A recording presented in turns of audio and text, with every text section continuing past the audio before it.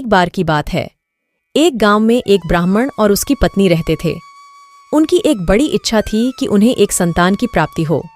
हर दिन वे भगवान की पूजा करते थे और उम्मीद करते थे कि एक दिन उन्हें एक बच्चा प्राप्त होगा।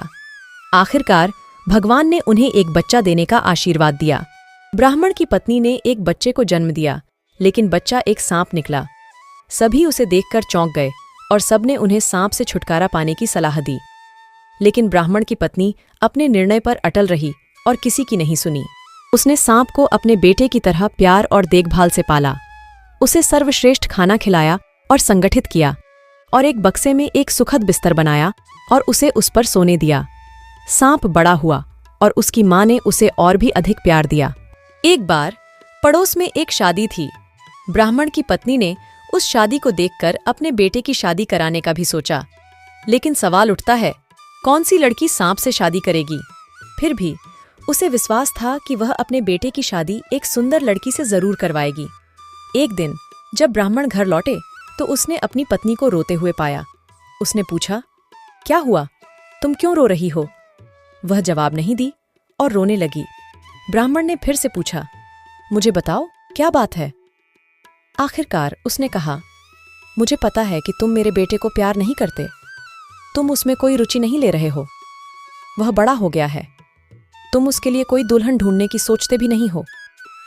ब्राह्मण ऐसे शब्द सुनकर हैरानी से कहा, मेरे बेटे के लिए दुल्हन? क्या तुम्हें लगता है कि कोई लड़की सांप से शादी करेगी? ब्राह्मण की पत्नी ने कोई जवाब नहीं दिया, लेकिन वह रोती रही।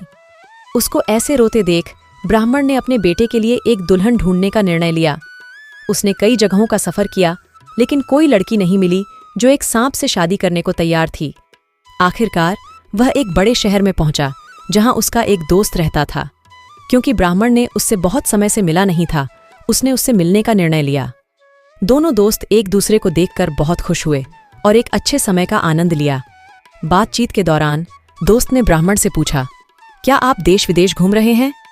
ब्राह्मण ने कहा, मैं अपने बेटे के लिए एक दुल्हन ढूंढ रहा हूं। दोस्त ने उसके बात सुनते ही कहा, तुम्हें और लड़की ढूंढने की जरूरत नहीं है। मैं अपनी बेटी की शादी तुम्हारे बेटे से करवाऊंगा।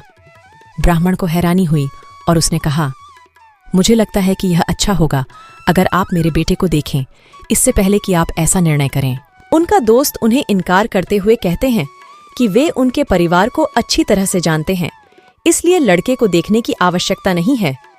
उन्होंने अपनी बेटी को ब्राह्मण के साथ भेज दिया, जिससे वह उनके बेटे के साथ शादी कर सके। ब्राह्मण की पत्नी खुश हुई और शादी की तैयारियों की शुरुआत जल्दी से करने लगी। जब गांव वाले इसके बारे में सुने तो वे लड़की के पास गए और उसे सांप से शादी न करने की सलाह दी। लड़की ने उनकी बात नहीं सुनी और यह जिद की कि उसे अपने पिता के वचन का पालन करना है। इसी तरह सांप और लड़की के बीच शादी हो गई। लड़की ने अपने पति सांप की देखभाल करते हुए एक भक्तिभावपूर्ण पत्नी की तरह जीवन बिताना शुरू किया। सांप रात में अपने बक्से में सोता था। एक रात जब लड़की सोने जा रही थी तो उसने कमरे में एक हैंडसम युवक को देखा। उसे डर लगा और सहायता के लिए भागने लगी।